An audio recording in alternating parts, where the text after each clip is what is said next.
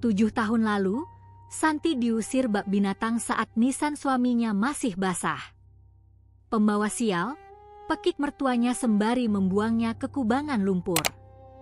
Kini, ia kembali di tengah pesta mewah keluarga itu. Bukan untuk mengemis, tapi untuk menagih hutang nyawa. Di balik kerudung hitamnya, Santi membawa rahasia asuransi berdarah yang selama ini mereka sembunyikan di balik harta. Saat mantan mertuanya gemetar ketakutan, Santi berdiri tegak membawa kehancuran yang sudah lama ia siapkan. Pertunjukan sesungguhnya baru saja dimulai. Sebelum kita lanjut, jangan lupa untuk like dan share video ini. Tinggalkan komentar agar kami tahu kalian menonton dari mana. Subscribe channel ini dan nantikan kisah-kisah inspiratif lainnya.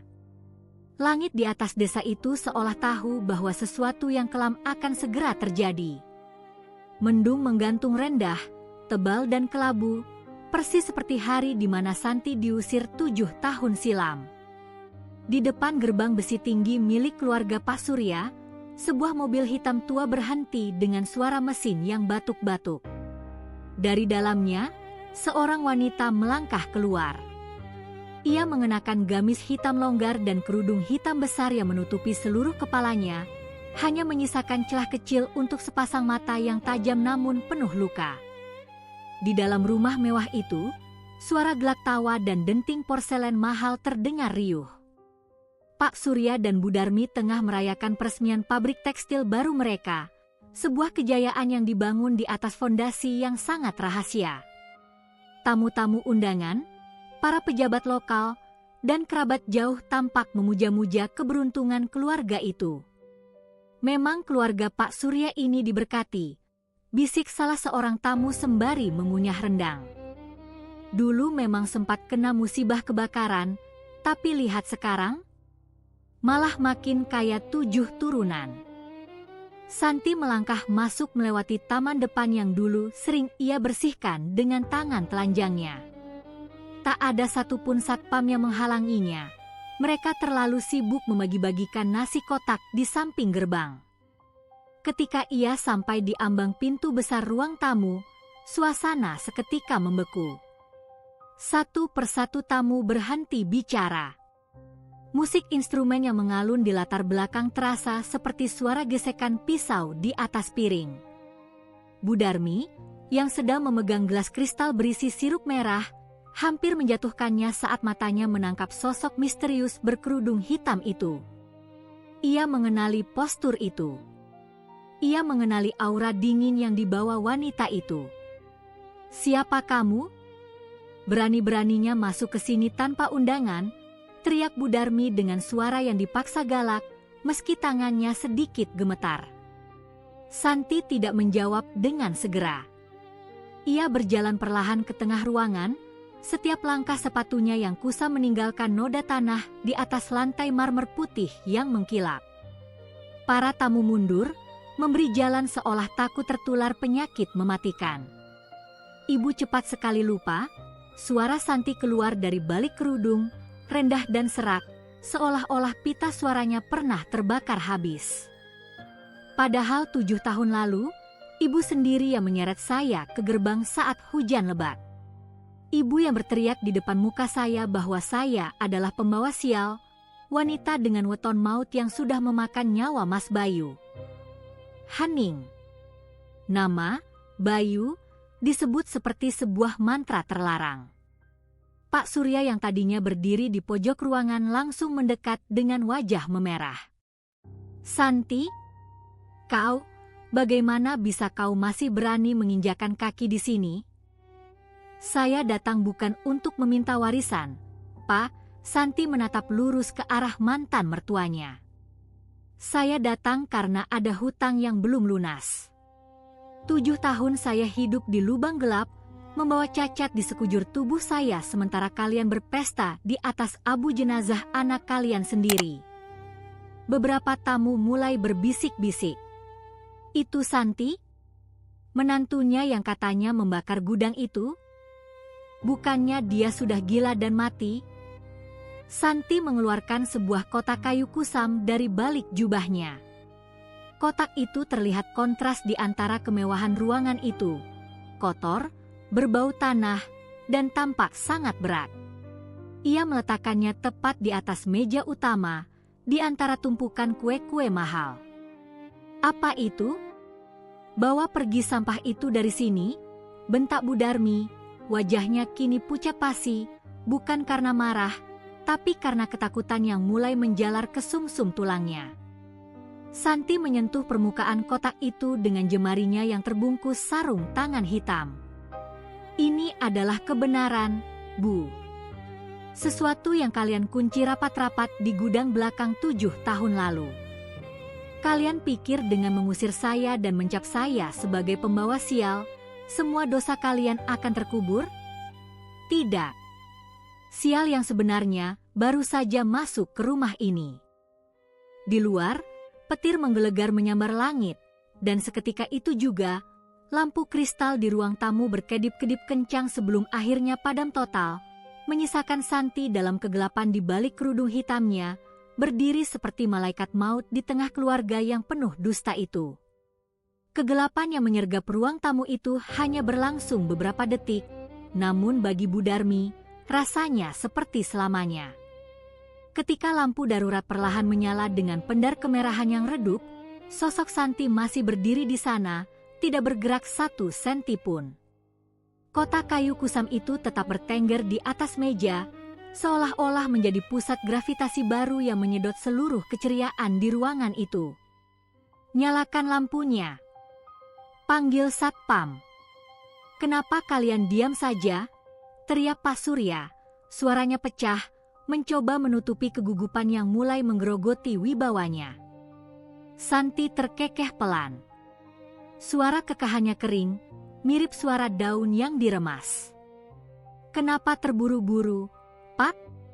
Tamu-tamu ini perlu tahu mengapa rumah yang begitu megah ini selalu terasa dingin, meski di siang bolong. Mereka perlu tahu mengapa setiap sudut ruangan ini tercium bau hangus yang tak pernah benar-benar hilang." Beberapa tamu undangan mulai saling lirik. Sebagian merasa ngeri, namun rasa penasaran menahan mereka untuk tidak benar-benar pergi. Seorang kerabat jauh, Tante Lastri, memberanikan diri mendekat. "Santi, sudahlah. Apa lagi yang kamu cari? Kamu sudah menghilang 7 tahun. Kami semua sudah menganggapmu tidak ada." "Menganggapku mati, maksudmu, Tante?" Santi menoleh, dan meski wajahnya tertutup kain hitam, auranya membuat Tante Lastri mundur seketika. "Kematian memang hal yang sangat diinginkan keluarga ini untukku. Karena orang mati tidak bisa bicara. Orang mati tidak bisa menunjuk siapa yang sebenarnya menyiramkan bensin ke lantai gudang malam itu." Wajah Bu Darmi mendadak kaku. Ia melangkah maju, mencoba meraih kotak kayu itu dengan tangan yang gemetar hebat. "Cukup. Jangan dengarkan dia. Dia gila. Sejak Bayu meninggal karena kecerobohannya, otaknya sudah tidak beres." "Satpam!" Seret perempuan ini keluar. 2 orang satpam masuk dengan ragu-ragu. Namun, sebelum mereka sempat menyentuh lengan Santi, ia meletakkan tangannya di atas penutup kotak kayu itu. "Sentuh aku, dan aku pastikan seluruh kampung akan tahu apa yang kalian lakukan pada Bayu sebelum api itu menyala," ancam Santi dengan nada sedingin es. Satpam itu berhenti. Ada sesuatu pada suara Santi yang membawa otoritas absolut, sesuatu yang membuat mereka merasa sedang berhadapan dengan seseorang yang sudah tidak takut lagi pada kematian. Pak Surya memberi isyarat dengan tangan agar satpam itu diam di tempat. Ia tahu, jika Santi nekat bicara di depan para relasi bisnisnya, kehancuran kerajaan bisnisnya hanya tinggal menunggu hitungan jam. "Apa mau kamu, Santi? Uang? Kamu kembali untuk memeras kami setelah sekian lama?" tanya Pak Surya, mencoba bernegosiasi dengan nada rendah yang dipaksakan tenang. Santi mengelus permukaan kotak kayu yang kasar itu. Uang kalian tidak bisa membeli kembali wajahku yang hancur, Pak. Uang kalian juga tidak bisa menghidupkan kembali rasa cinta yang kalian hianati. Aku di sini untuk sebuah pengembalian. Ini milik Mas Bayu. Bukankah adil jika pemiliknya mendapatkan kembali apa yang menjadi haknya? Bayu sudah di pemakaman keluarga. Apalagi yang mau kau kembalikan? Pekik Bu Darmi histeris. Santi perlahan membuka pengait besi pada kotak kayu itu. Bunyi kriet dari engsel yang berkarat terasa menyayat telinga setiap orang yang menonton. Bau lembab dan debu menyeruak keluar. Di dalamnya, tergeletak sebuah arloji yang kacanya pecah, sebuah dompet kulit yang menghitam karena panas, dan sebuah lonceng perunggu kecil yang biasa digunakan untuk memanggil perawat. Melihat benda-benda itu, lutut Bu Darmi lemas. Ia harus berpegangan pada pinggiran meja agar tidak jatuh. Benda-benda itu bukan sekadar rongsokan, itu adalah barang-barang yang seharusnya ikut terkubur atau musnah dalam kebakaran 7 tahun lalu. Benda-benda yang menjadi bukti bahwa seseorang sempat mencoba menyelamatkan diri sebelum api melahap segalanya. Kalian bilang Mas Bayu terjebak dan meninggal seketika, kan? Bisik Santi, suaranya kini merayap seperti ular di lantai marmer. Tapi kenapa arloji ini berhenti 10 jam setelah api dipadamkan? Dan kenapa lonceng ini ada di tanganku? Sementara kalian bilang kalian tidak mendengar suara apapun dari dalam gudang yang terkunci. Suasana menjadi sangat mencekam. Para tamu mulai mundur teratur menuju pintu keluar, menyadari bahwa mereka baru saja terjebak dalam sebuah drama keluarga yang lebih gelap dari sekadar rumor pembawa sial. Pak Surya menatap kotak itu dengan mata terbelalak, menyadari bahwa hantu dari masa lalunya tidak lagi datang dalam mimpi, tapi berdiri di hadapannya dalam balutan kerudung hitam. "Santi, tolong," desis Pak Surya, suaranya hampir tak terdengar. Santi menegakkan punggungnya. "Tolong." Kata itu tidak ada dalam kamus kalian saat aku berteriak dari balik pintu gudang yang kalian gembok dari luar. Sekarang, biarkan tamu-tamu terhormat ini melihat apa yang sebenarnya kalian sembunyikan di balik topeng kedermawanan kalian. Tangan Santi bergerak ke arah simpul kerudung hitamnya di bawah dagu. Ia bersiap membuka identitasnya, menunjukkan luka yang menjadi saksi bisu kekejaman mereka, tepat saat guntur kembali meledak di langit, seolah menandakan bahwa badai yang sebenarnya baru saja dimulai di dalam ruangan itu. Suara guntur yang menggelegar di luar seolah menjadi gong pembuka bagi adegan yang paling ditakuti oleh keluarga Pak Surya. Di bawah temaram lampu darurat yang berwarna kemerahan, Santi tidak lagi tampak seperti manusia. Ia terlihat seperti monumen duka yang menuntut balas. Ruangan yang tadinya penuh dengan aroma makanan mewah kini sepenuhnya dikuasai oleh bau apek dari kotak kayu dan aura kematian yang dibawa Santi. Bu Darmi, dengan sisa keberanian yang dipaksakan, melangkah maju. Wajahnya yang penuh riasan mahal kini tampak retak oleh ketakutan. "Jangan dengarkan dia. Ini semua tipu muslihat. Kamu sengaja membawa barang-barang palsu ini untuk menghancurkan nama baik kami di hari bahagia ini," teriaknya, suaranya melengking tinggi, mencoba meyakinkan para tamu yang kini memandang mereka dengan tatapan curiga. Santi tidak bergeming. Tangannya masih memegang simpul kerudung hitam di bawah dagunya. "Palsu, Bu? Apakah detak jantung Mas Bayu yang berhenti di dalam kepulan asap itu juga palsu? Apakah rasa panas yang menjilat kulitku saat aku mencoba mendobrak pintu gudang yang Ibu gembok dari luar itu juga hanya halusinasiku? Diam! Tutup mulutmu." Pak Surya merangsek maju, tangannya terangkat seolah ingin menampar Santi. Namun, langkahnya terhenti saat Santi mendongak. Meski wajahnya masih tertutup, tatapan matanya dari balik celah kain begitu dingin, begitu hampa, hingga Pak Surya merasa seolah-olah tangannya akan membeku jika ia berani menyentuh wanita itu. "Silakan, Pak. Pukul aku di depan semua relasimu. Tunjukkan pada mereka bagaimana caramu memperlakukan menantu yang dulu kau puji sebagai pembawa keberuntungan, sebelum kau tahu bahwa asuransi nyawa anakmu jauh lebih menguntungkan daripada membiarkannya hidup dalam cacat," desis Santi. Bisik-bisik di antara para tamu pecah menjadi kegaduhan kecil. Kata asuransi menyambar seperti api di atas bensin. Di kalangan elit desa itu, rahasia tentang kekayaan mendadak Pak Surya setelah kebakaran hebat 7 tahun lalu memang selalu menjadi gunjingan di balik pintu tertutup. Namun, menyaksikannya dibongkar langsung seperti ini adalah hal yang berbeda. "Aku akan membukanya sekarang," ucap Santi tenang. "Bukan untuk meminta belas kasihan, tapi agar kalian semua melihat apa yang sebenarnya kalian lindungi selama ini." Dengan satu gerakan perlahannya menyiksa, Santi menarik simpul kain itu. Kain hitam yang menutupi kepalanya luruh ke lantai marmer dengan suara halus. Sesaat, ruangan itu menjadi begitu sunyi hingga suara napas tertahan terdengar jelas. Santi tidak lagi memiliki wajah cantik yang dulu dipuja-puja Bayu.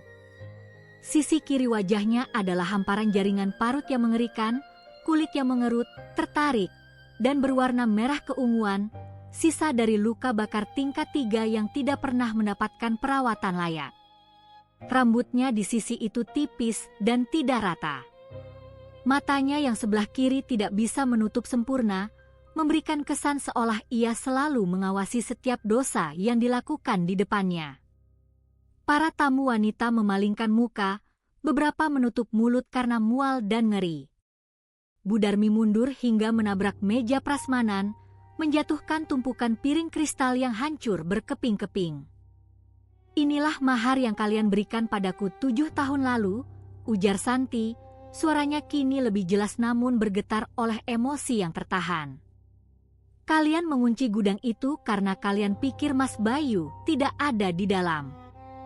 Kalian ingin membakar stok kain yang sudah busuk demi klaim asuransi miliaran rupiah. Tapi kalian salah. Mas Bayu ada di sana, bersamaku. Dia memelukku, melindungi tubuhku dengan tubuhnya saat atap kayu mulai runtuh."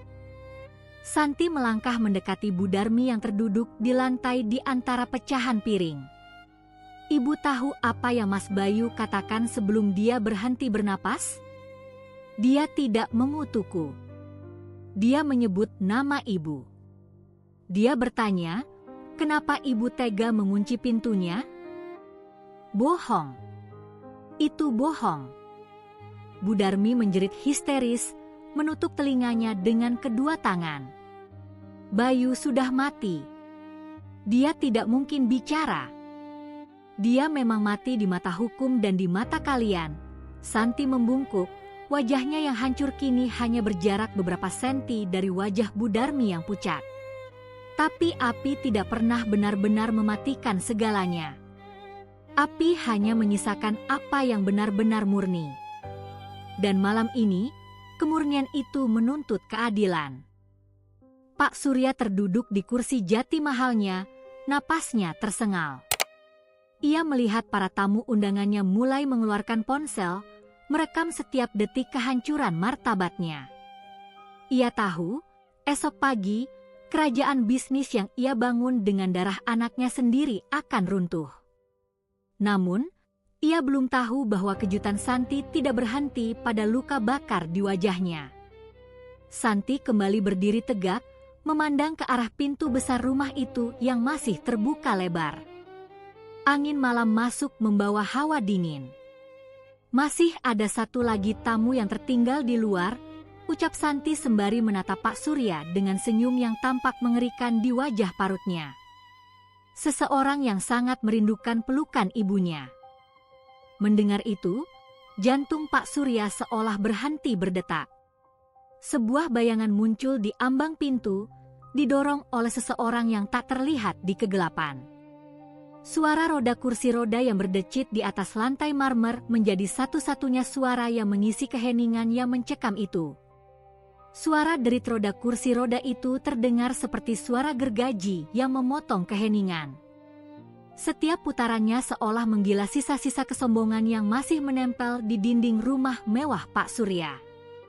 Di ambang pintu, sesosok pria duduk lunglai dengan selimut tebal menutupi kakinya. Ia mengenakan masker medis yang menutupi sebagian besar wajahnya, namun matanya, mata yang sayu namun tajam itu, tidak bisa berbohong. Pak Surya bangkit berdiri, namun kakinya terasa seperti terbuat dari jeli. Ia memegang pinggiran meja prasmanan dengan sangat erat hingga buku-buku jarinya memutih. Tidak, itu tidak mungkin. Kami sudah melihat jasadnya. Kami sudah menguburkannya di pemakaman keluarga dengan upacara paling besar di desa ini. Santi berjalan mendekati kursi roda itu, meletakkan tangannya yang bersarung tangan di bahu pria itu dengan lembut. Jasad siapa yang kalian kubur, Pak? Jasad gelandangan yang kalian temukan di reruntuhan gudang yang sudah menghitam sampai tak bisa dikenali? Kalian begitu terburu-buru melakukan pemakaman agar uang asuransi itu cepat cair, sampai kalian lupa memastikan siapa yang sebenarnya berada di dalam peti mati itu. Bu Darmi merangkak mundur di atas lantai, menjauh dari kursi roda itu seolah melihat iblis yang bangkit dari liang lahat. Dia sudah mati. Aku sendiri yang melihat sertifikat kematiannya. Sertifikat yang kalian beli dari dokter puskesmas yang juga kalian suap, kan? Santi menyahut tajam. Suaranya bergema di ruangan yang kini dipenuhi bisik-bisik ketakutan para tamu. Malam itu, saat api berkobar, aku berhasil menyeret Mas Bayu keluar lewat jendela kecil di bagian belakang gudang yang rapuh. Aku membawanya pergi dengan sisa tenagaku, dengan kulitku yang meleleh terkena jilatan api. Aku membawanya ke rumah seorang tabib di desa seberang, sementara kalian sibuk merayakan kematiannya dengan menghitung lembaran uang asuransi. Santi perlahan menarik masker medis yang dikenakan pria di kursi roda itu. Saat kain itu terlepas, terdengar suara tarikan napas kolektif dari seluruh orang di ruangan. Pria itu adalah Bayu. Wajahnya tidak lagi tampan seperti 7 tahun lalu. Ada bekas luka bakar yang sama dengan milik Santi di sepanjang rahang dan lehernya. Namun, yang paling menyedihkan adalah tatapannya. Tatapan seorang anak yang telah dikhianati oleh orang tuanya sendiri. Ibu. Suara Bayu keluar, parau dan tipis, seolah setiap kata yang ia ucapkan harus melewati duri di tenggorokannya. Kenapa? Ibu kunci pintunya. Pertanyaan itu sederhana, namun dampaknya lebih dahsyat daripada ledakan bom. Bu Darmi menjerit histeris, menutupi telinganya, berusaha menghalau suara anaknya yang selama ini ia sangka sudah menjadi debu. Aku tidak sengaja, Bayu. Ibu tidak tahu kamu di sana. Ibu hanya ingin membakar stok kain itu agar kita tidak bangkrut, teriak Bu Darmi dalam kepanikan yang tidak terkontrol. Secara tidak sadar, ia baru saja mengakui kejahatannya di depan puluhan saksi mata dan kamera ponsel yang masih menyala. Pak Surya mencoba membungkam mulut istrinya, namun terlambat. Semua orang sudah mendengar. Pengakuan itu telah mengudara, tercatat dalam ingatan dan rekaman digital. Santi menatap mantan mertuanya dengan kepuasan yang dingin. Kalian menyebutku pembawa sial karena wetonku. Tapi sebenarnya, kalianlah sial yang sesungguhnya. Kalian mengorbankan anak kandung demi harta, lalu membuangku ke jalanan agar tidak ada yang menanyakan detail malam itu. Selama 7 tahun, aku merawat Mas Bayu dalam kemiskinan, bekerja serabutan dengan wajah hancur ini hanya untuk memastikannya tetap hidup agar hari ini bisa tiba. Santi kemudian mengambil selembar kertas dari dalam kotak kayu yang tadi ia letakkan di meja. Kertas itu tampak kusam namun tulisannya masih jelas. Ini adalah catatan medis asli dari tabib dan dokter yang merawat Bayu secara rahasia. Dan di bawahnya, ada surat pernyataan dari mantan pegawai asuransi kalian yang kini merasa bersalah. Dia siap bersaksi bahwa kalian melakukan sabotase. Para tamu kini mulai menjauh dari Pak Surya dan Bu Darmi seolah mereka adalah wabah. Ruangan yang tadinya penuh dengan penghormatan palsu kini berubah menjadi ruang pengadilan. Kalian pikir kerudung hitam ini untuk menutupi kutukan? Santi menarik napas panjang, matanya berkaca-kaca namun tetap tegar. Bukan. Kerudung ini adalah kain kafan bagi reputasi kalian. Dan malam ini, kalian akan dikubur hidup-hidup oleh kebohongan kalian sendiri. Di kejauhan, suara sirene polisi mulai terdengar mendekat, membelah suara hujan yang kian menderu. Pak Surya jatuh terduduk, menatap kosong ke arah anaknya yang kini hanya diam membisu di kursi roda. Kehancuran itu tidak datang dari api, melainkan dari seorang wanita yang pernah mereka injak-injak martabatnya. Suara sirene polisi kini terdengar begitu dekat, meraung-raung di antara gemuruh hujan yang membasahi pelataran rumah mewah Pak Surya. Cahaya biru dan merah berkedip-kedip, menembus jendela kaca besar dan memantul di lantai marmer yang kini tak lagi terasa megah. Suasana di dalam ruang tamu itu benar-benar runtuh. Para tamu undangan berdiri merapat ke dinding, tidak lagi sebagai pengagum, melainkan sebagai saksi bisu dari drama paling memuakkan dalam sejarah desa mereka. Pak Surya masih terpaku di kursinya, wajahnya berubah menjadi abu-abu.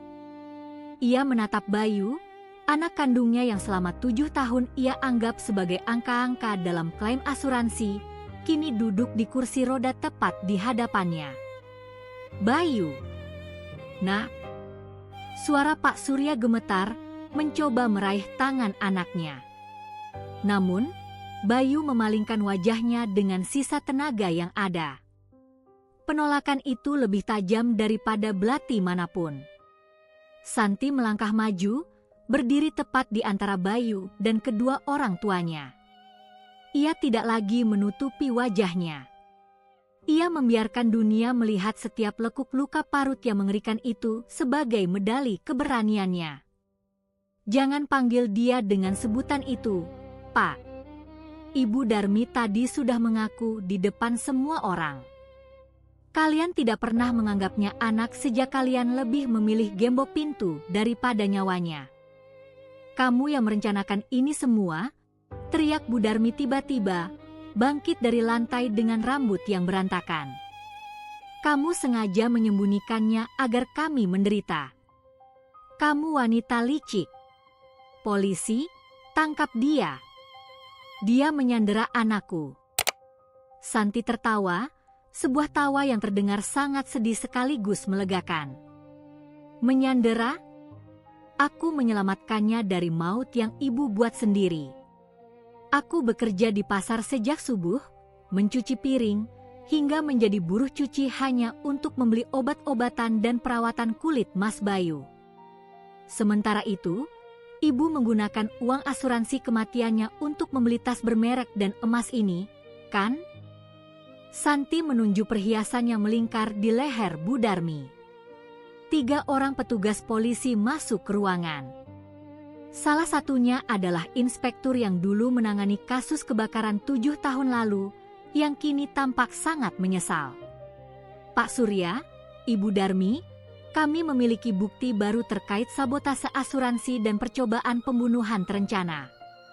Kami juga sudah mengamankan saksi kunci di luar. 2 orang satpam yang tadi hendak mengusir Santi kini tertunduk lesu saat polisi memborgol tangan Pak Surya dan Bu Darmi. Teriakan histeris Bu Darmi memecah malam, ia meronta-ronta, memaki Santi dengan sebutan pembawa sial berkali-kali, namun kata-kata itu kini hanya terdengar seperti kicauan burung yang tak berarti. Sebelum dibawa keluar, Pak Surya menatap Santi dengan mata yang hancur. Kenapa, Santi? Kenapa harus sekarang? Kenapa harus dengan cara mempermalukan kami seperti ini? Santi menatap lurus ke mata mantan mertuanya. Karena keadilan yang diam adalah keadilan yang mati, Pak. Selama 7 tahun aku membiarkan kalian merasa menang agar saat kalian jatuh, rasanya benar-benar sakit. Aku ingin kalian kehilangan segalanya di saat kalian merasa memiliki segalanya. Sama seperti yang kalian lakukan padaku dan Mas Bayu. Rumah besar itu akhirnya disegel oleh garis polisi. Lampu-lampu kristal yang dulu bersinar terang kini dipadamkan. Di luar, hujan mulai mereda, menyisakan bau tanah yang segar dan dingin. Santi mendorong kursi roda Bayu menuju mobil hitam tua mereka. Sebelum masuk, ia berhenti sejenak dan menatap ke arah gerbang besi yang dulu menjadi saksi penghinaannya. Ia mengeluarkan sebuah kunci dari sakunya, kunci rumah itu yang dulu sempat ia simpan. Tanpa keraguan, ia melemparkannya ke dalam selokan yang mengalir deras. "Selesai, Mas," bisik Santi lembut sambil membelai kepala Bayu. Bayu memegang tangan Santi dengan erat. "Terima kasih, telah menjadi keberuntunganku," sahut Bayu pelan, meski suaranya sulit keluar, namun ketulusannya memenuhi udara malam itu. Santi menyadari satu hal. Dunia mungkin menyebutnya pembawa sial karena wetonnya atau karena luka di wajahnya. Namun, di mata Bayu, ia adalah malaikat yang tidak hanya menyelamatkan nyawanya, tapi juga kehormatannya. Cacat di wajahnya bukan lagi simbol kehinaan, melainkan bukti cinta yang telah melewati ujian api paling panas sekalipun. Mobil itu perlahan meninggalkan halaman rumah Pak Surya, menjauh dari desa yang penuh dengan gosip dan kebencian. Mereka tidak menuju ke sebuah kemewahan, tapi menuju ke sebuah kehidupan baru yang jujur, meski sederhana. Di balik kemudi, Santi tersenyum kecil. Ia tahu, mulai malam ini, ia tidak perlu lagi memakai kerudung hitam untuk bersembunyi. Kutukan yang sebenarnya telah pergi bersama orang-orang yang menciptakannya. Dan bagi Santi, keberuntungan yang sesungguhnya bukanlah harta, melainkan kemampuan untuk bisa bernapas tanpa perlu menanggung beban rahasia orang lain lagi.